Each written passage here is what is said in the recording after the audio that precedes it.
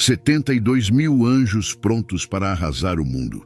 Existem muitos contos circulando sobre esses seres celestiais. Isso ocorre principalmente porque muitos desses mitos são disseminados pelos meios de comunicação, filmes, programas de TV, novelas e assim por diante. No entanto, é vital que compreendamos a verdade sobre os anjos e como desempenham um papel ativo em nossas vidas. Este livro está repleto de anjos. Mais de 250 vezes na Bíblia encontramos menções a eles. Do Gênesis ao Apocalipse, observamos os anjos em ação, movendo-se, agindo, intervindo, lutando, protegendo e libertando. Ignorar a existência dos anjos seria insensatez. Eles desempenham um papel genuíno e ativo na Bíblia e na vida daqueles que creem. Ao analisarmos a vida de Jesus, podemos identificar a presença de anjos examinando as Escrituras. Encontramos expressões como o Senhor dos Exércitos ou uma multidão celestial. Já parou para pensar quem são os exércitos celestiais? Eles são os anjos de Deus. Sabia que Deus possui um exército, um grupo de anjos que nunca vimos ou ouvimos? Consegue imaginar o poder desse exército divino? Um dos nomes de Deus é Senhor dos Exércitos, frequentemente mencionado no Antigo Testamento como Yahvé Sabat, que significa Senhor dos Exércitos Celestiais ou Deus das Hostes Celestiais. A NIV traduz esse nome como Senhor Todo-Poderoso. Mateus 26, versículo 47 ao 54. Enquanto ele ainda falava, Judas, um dos 12, apareceu com uma grande multidão armada, enviada pelos principais sacerdotes e anciãos do povo. O traidor havia combinado um sinal. Aquele a quem eu cumprimentar com um beijo, prendam-no. Assim que chegou perto de Jesus, disse, saudações, mestre, e o beijou. Jesus lhe perguntou, amigo, para que você veio? Então avançaram, prenderam Jesus, e um dos que estavam com ele puxou a espada, ferindo um servo do sumo sacerdote e cortando-lhe a orelha. Jesus ordenou, guarde sua espada, pois todos que empunham a espada pela espada perecerão. Você acha que eu não poderia pedir a meu Pai, e ele me forneceria mais de 12 legiões de anjos? Como então se cumpririam as Escrituras que dizem que isso deve acontecer?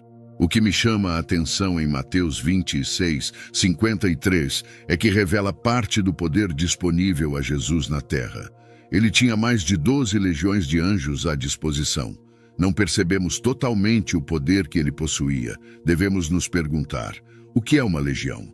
Uma legião era uma unidade do exército romano, originalmente composta por 3.000 homens, mas na época de Cristo, consistindo em pelo menos 6.000. Isso significa que, ao ler sobre uma legião, podemos entender que se refere a pelo menos 6.000 de algo.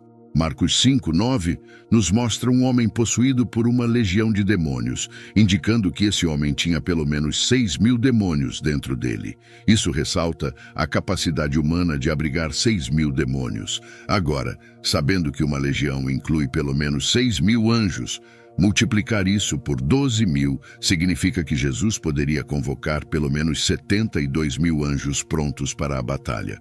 Lendo entre as linhas em Mateus 26, 53, Jesus poderia ter pedido mais, pois ele menciona mais de 12 legiões de anjos, indicando um número muito maior que 72.000, mas vamos ficar com essa estimativa. Imagine um estádio de futebol cheio de fãs. Agora, visualize cada pessoa como um anjo, todos prontos para seguir as ordens de Jesus com suas espadas desembainhadas. O fato de Jesus ter esse número de anjos é impressionante. Pode ser ainda mais impactante? Sim, pode. 2 Reis 19, 35 relata que o anjo do Senhor matou 185.000 soldados assírios em uma noite. Se um único anjo tinha o poder de aniquilar tantos soldados, imagine a força combinada de 12 legiões de anjos. Multiplicando 72.000 por 185.000, esses anjos poderiam eliminar pelo menos 13 bilhões e 320 milhões de inimigos. Não acredite que Jesus Cristo foi derrotado ou que tiraram sua vida. Ele entregou sua vida com todo o poder à disposição, mantendo total controle sobre a situação, conforme afirmado em João 10, 18. Ninguém tira a minha vida, eu a dou voluntariamente. Tenho autoridade para dá-la e autoridade para retomá-la. Este mandamento recebi de meu Pai. Jesus poderia ter chamado esses anjos para o jardim e eliminado os soldados romanos e a grande multidão que veio prendê-lo antes que percebessem o que estava acontecendo. Com sua palavra, ele teria convocado 72 mil anjos poderosos e gloriosos para aniquilar completamente este mundo e tudo nele. Como espécie humana, muitas vezes vivemos com a falsa sensação de controle, pensando que estamos no topo da cadeia alimentar. Na realidade, não estamos. Existem forças espirituais muito mais fortes, inteligentes e poderosas que nós neste universo. 72 mil anjos prontos para destruir o mundo com a palavra de Jesus. Se ele tivesse orado, e sabemos que os anjos observam e aprendem, como humanos, como reagiriam? Os anjos observam e aprendem, conforme a Bíblia ensina sobre sua interação com Deus. Então, ao considerarmos as palavras de Jesus em Mateus, podemos imaginar a reação dos anjos quando ele mencionou: Você acha que não posso orar ao meu Pai e ele me concederia mais de 12 legiões de anjos imediatamente? Eles se preparariam para a batalha? Empunhariam suas espadas? Eu me pergunto.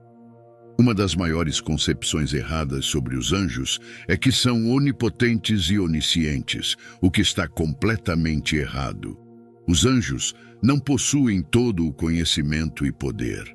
Se fossem onipotentes e oniscientes, não seriam mensageiros de Deus.